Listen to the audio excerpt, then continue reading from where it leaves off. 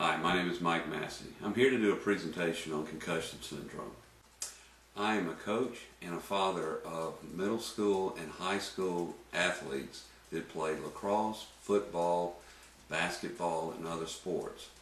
As a coach and definitely as a father, concussion syndrome is something that very much concerns me because the future of these young athletes can not only be shortened but can be dramatically changed. Every year, over 300,000 concussions are reported by the CDC. These are sports-related concussions. That is a high number, which is alarming. There are many different facets of concussion. What is a concussion? It is a blow to the head from an object that strikes the head.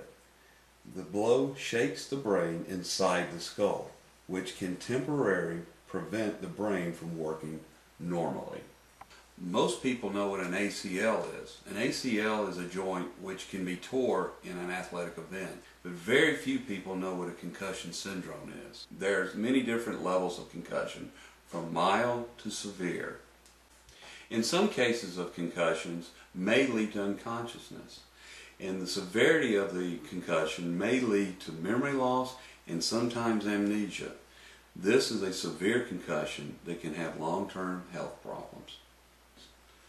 The signs and symptoms of concussion can be amnesia, headaches, confusion, ringing in the ears, fatigue, slurred speech, and also vomiting and dizziness.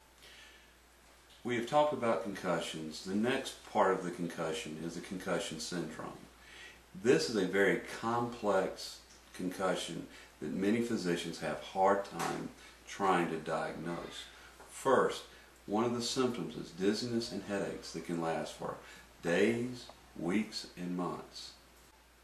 Most doctors treat this on an individual basis, and their treatment plan is just let time heal the concussion. Now we're moving on to secondary impact syndrome, known as SIS, that is a rare condition. It is when a secondary blow and causes rapid swelling, which can cause death or brain damage. The secondary impact is not significant in itself. The first impact was the massive head injury that was caused to the concussion, that usually in this case is never diagnosed. So an individual player goes out thinking that they are all right, and a minor blow can cause this rapid swelling into their cranium. Why this is fatal is when the brain starts to hemorrhage inside the skull. There is no room in your skull, and as the pressure builds, it starts to deteriorate and ruining the different parts of the brain, where respiration and all these different aspects. So once this begins, there is no stopping it. Since we've touched on all these different areas, we need to talk about how can we stop, or how are the different ways that we can reduce the chances of concussions. One of the areas where we can reduce concussion, as I said earlier, is headgear. And as a coach of a football team, one of the advancements are in the headgear. Here are 4 examples of shock-absorbing helmet systems. All helmets help in the reduction of concussion. Each of these helmets are different protection systems. The Adams helmet shown uses an airline shock-absorbing pad. The Zenith helmet shown uses a biscuit system which controls airflow.